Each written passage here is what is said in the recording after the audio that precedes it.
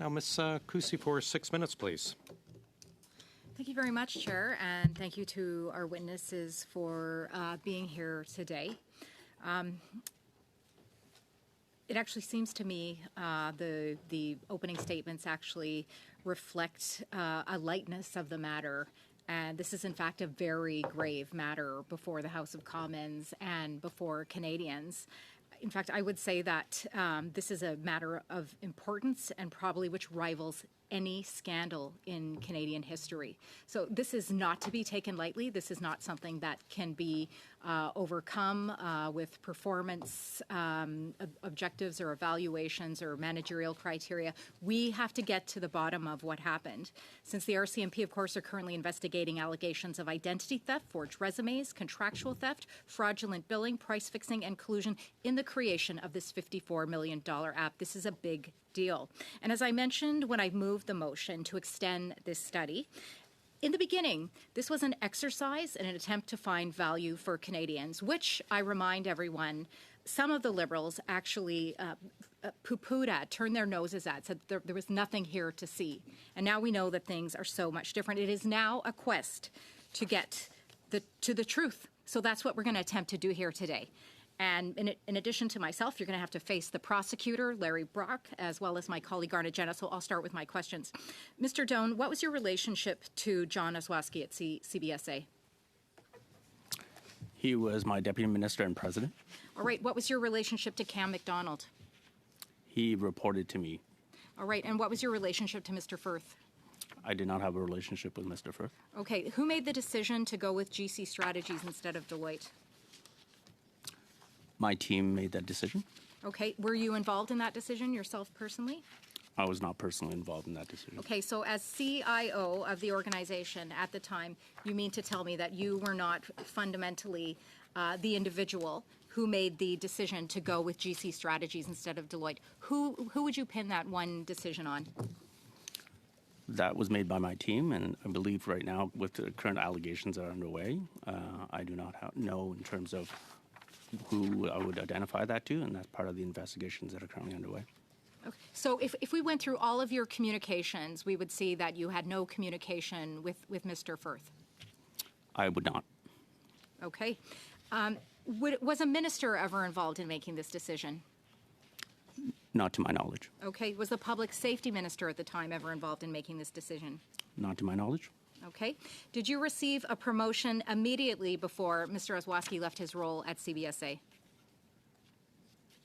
No, it was well before he left. Well before. How would you define well before? At least 1 year. How many years? Excuse me? To the best of my memory, at least 1 year. Okay. Did you go through this substantive process? I was in the middle of a competitive process with Treasury Board. Okay. Mr. Oswaski, I appreciate you coming here and attempting to clarify your name. So again, I will ask the question that was asked before of my colleague, Michael Barrett. Now that you have recollection, did you have any communication with GC Strategies? I attended a meeting, as I described in my opening statement, with Bottler AI, and Mr. Firth was in attendance at that same meeting. Did you have any communication with Mr. Firth personally? Absolutely not. Okay. Ms. O'Gorman, have you ever communicated with Mr. Firth? I have not. Okay. Have you ever communicated with GC Strategies? I have not. Okay. When did you first find out about this RCMP investigation? Well, I referred it to the RCMP. Okay. Why did you not refer it in 2021, or why was it not referred between the two of you in 2021? Whoever would like to ask when Bottler first came with their concerns. There were no allegations raised to me before I retired in June 24th of 2022. Mr. Doan, do you still communicate with Mr. McDonald? Okay. How would you describe the communication that you had? There's a communication which indicates that you were told, or it was communicated to Mr. McDonald to let Colin do his magic. Would you recall, or Mr. Firth or GC Strategies do their magic? Do you recall that communication? I do not recall that communication. Okay. Mr. Oswaski, do you recall that communication? Sorry, can you repeat the question? Yes, it was the communication where Mr. McDonald was asked to step aside and let Mr. Firth at GC Strategies do his magic. I was not alive to any of that conversation in the background while I was getting the demonstration from Bottler. Okay. Mr. Oswaski, was that single meeting that you had on Teams, was that the only communication that you believe that you had with anyone related to GC Strategies?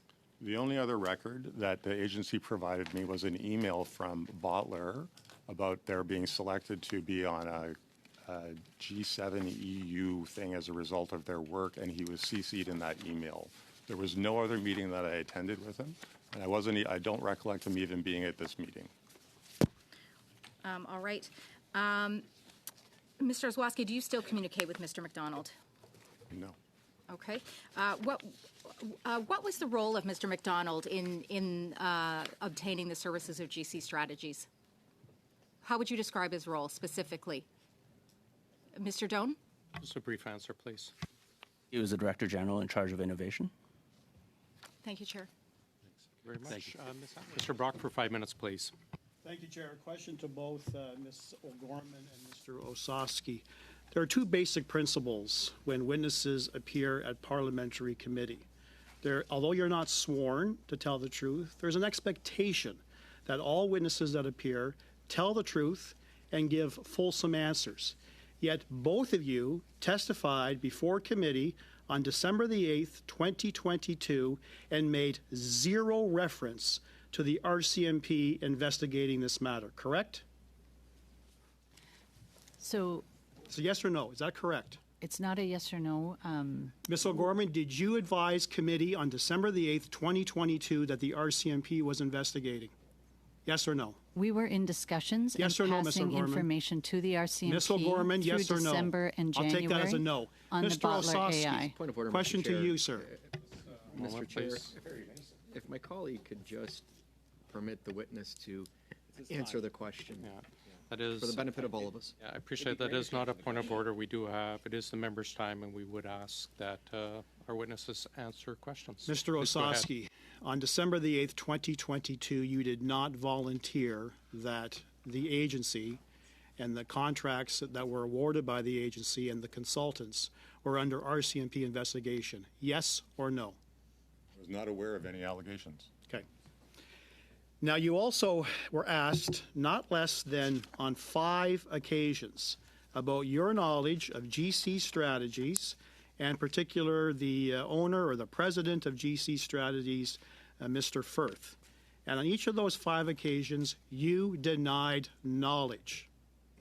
Today, you're telling us, whoops, I remember, yes, there was communications, and yes, I was part of a meeting. So why should we believe you now, sir, when you deliberately withheld that information when you were asked on 5 occasions about your knowledge of Mr. Firth and GC Strategies? Mr. Chair, I did not deliberately deny anything. I was made aware of this when Mr. Curry actually reached out to me on LinkedIn to say he was working on a story about this. I told Mr. Curry that I had not verified any of my testimony with the agency. I did not have any access to my business records, and to the best of my recollection, I answered truthfully that I had no recollection. Thank and you, quite Mr. frankly, I Osowski. still have no recollection of meeting Mr. Mr. Firth. Osowski, you were asked very early on in your meeting by my colleague, Mr. Michael Barrett.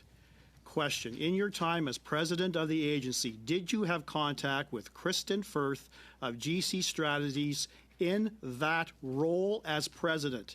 Now knowing that you had a Zoom call meeting with Mr. Firth of GC as well as the principals of Bottler. So you said on record, sir, over a year ago, no, that was wrong. That was a misleading statement to committee, correct? I had no intention of making any misleading I don't care statement. what your intention, sir. Is that your response at the time? No. If you were here for my opening remarks, you would have heard that in hindsight, I should have verified my testimony, and I apologize for any confusion that it has created. Now, I want to know why you, as the president of a very significantly large government agency was not notified by your insubordinates, one of them being Antonio Utano, about an allegation of not only wrongdoing, but potential criminality involving identity theft, fraudulent resumes, forgery, fraudulent billing, collusion, impersonation. How is it, sir, that you as a president would not be notified of a potential criminal investigation? Surely that complaint went to your legal department. Are you saying that there is no chain of command, that situations like this, as serious as it is, does not get reported to the president? I have no recollection, and the agency has told me this matter was not brought to my attention during my tenure as president. It's rather convenient, though, that you did, as an agency, report this to the RCMP when the proverbial you-know-what hit the fan, when everyone was talking about this $54 million price tag. So I guess you appreciate, with the little time that I have left, you can truly appreciate, given the lack of clarity from you and Ms. O'Gorman, why the RCMP is investigating this matter. You appreciate that now, don't you? I understand the significance of the allegations, and if it had been raised to me, then I would have done the same thing as Ms. O'Gorman. I would have done an investigation, and if need so, I would have referred it to the RCMP. But it was not. Thank you very much. Mr. Jennings, for 5 minutes, please. Thanks, Chair. Ms. Gorman, how long have you worked for the Government of Canada? Perhaps 23 years. Okay, in but 23 years, how many approximately. times have you referred files to the RCMP? I don't recall ever referring a file to the RCMP. Okay, thank you. This scandal is fairly simple for the public to understand. You've got two people who run a company with 0 other employees. They get hired by the government. They do no IT work. They subcontract the work, and they get a big cut for themselves, over $11 million on ArriveCAN alone. The government chose, for some reason, to hire these two middlemen who did no IT work to then hire someone else, and they got over $11 million in the process. And so it's frustrating to hear, you're talking a lot about processes and procedures and how do we tighten the screws on all the processes, but doesn't that miss the core point that this one obviously really stinks? And why didn't government officials, why did they think it was a good idea to give over $11 million to these two guys who did no IT work in exchange for their subcontracting services? So to really get at the nub of the issue, Ms. Gorman, why do you think they were hired? I wasn't in the agency when they were hired. My understanding is that they had a standing offer that had been competed and established through public services and procurement, and whether I'm using the proper term, a standing offer or a supply arrangement for staff enhancements that the CBSA and other departments would use. Okay, let me jump in though. So these guys had a great thing going then. Clearly, like if Stephanie and I said, "Hey, we got an idea. We're gonna open a firm in our garage, and we're gonna get hired by the government to do work, which we're then going to get passed on to someone else, and we're going to take 15 or 30% of it." What stops any two Canadians from doing that? I'm seized with the contracting function in CBSA, and I have outlined how I'm addressing But it. The questions that you raised let's take a step back and relate understand to how this can other happen. departments who might be better placed to respond to that. Okay, but clearly these two guys weren't just any two people. Clearly they had access to someone or something that allowed them to get paid by the government to do nothing. Is that not a reasonable inference?